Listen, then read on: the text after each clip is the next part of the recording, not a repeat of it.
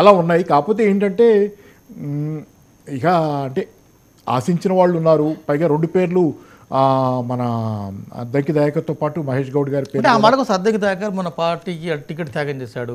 బల్మూరి వెంకట్ మన హుజరాబాద్ ఉప ఎన్నికల్లో పోటీ చేశాడు, ఓడిపోయాడు.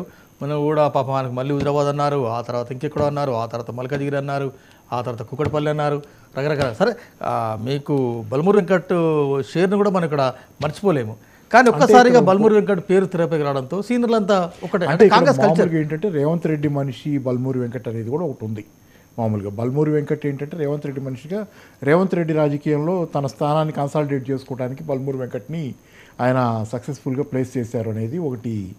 అది కూడా ఒక జనరల్ ఇది ఉంది. కాబట్టి ఏంటంటే గతంలో కూడా నడిచిందే కదా ఎన్నికల్లో, ఎమ్మెల్యే ఎన్నికలు, మొన్న శాసనసభ ఎన్నికలప్పుడు ఉన్న టజల్ ఏదైతే ఆ ఘర్షణ వాతావరణం ఉందో దానిలో సీట్లు పంచుకోవడం దగ్గర కూడా నాయకులకు మధ్య వచ్చినటువంటి విభేదాలు, ఆ రోజు రేవంత్ రెడ్డి పేరాచోట్లకి సీట్లు ఇచ్చుకుంటున్నారని ఇట్లాంటివి కూడా ఆరోపణలు ఆ రోజే వచ్చినాయి చాలా.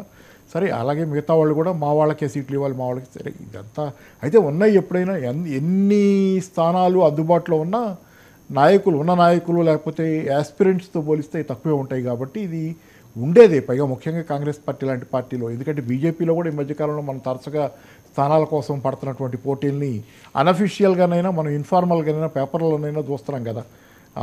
డిసప్పాయింట్ అవుతున్నారని, నాకు ఇది కావాలనుకుంటున్నారని. శాసనసభలో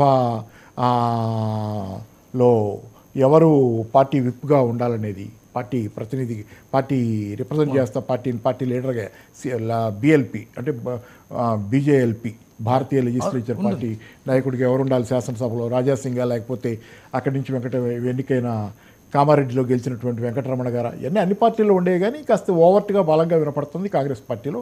ఈ కాస్త జరగంగానే వెంటనే వాళ్ళు గాంధీ భవన్కి వెళ్ళి నిన్న బల్మూరి వెంకట అనగానే వీళ్ళంతా ప్రొటెస్ట్ చెప్పడం ఇవన్నీ. సరే, అది ఇవాళైతే నేను ఇప్పుడు లేటెస్ట్ వార్త విన్నది ఏంటంటే కొంత ఆగింది, ఏదో కొంత దీనిలో నిర్ణయం మళ్ళీ ఇక పూర్తి స్థాయిలో కాంగ్రెస్ పార్టీ మీద అభ్యర్థుల ఎంపిక కావచ్చు, లేకుంటే ఈ ఇప్పుడు నా ఎమ్మెల్సీలు నామినేటెడ్ ఈ వ్యవహారంలో రేవంత్ రెడ్డి మార్కు ఏ మేరకు ఉంటుంది అనుకుంటున్నారు?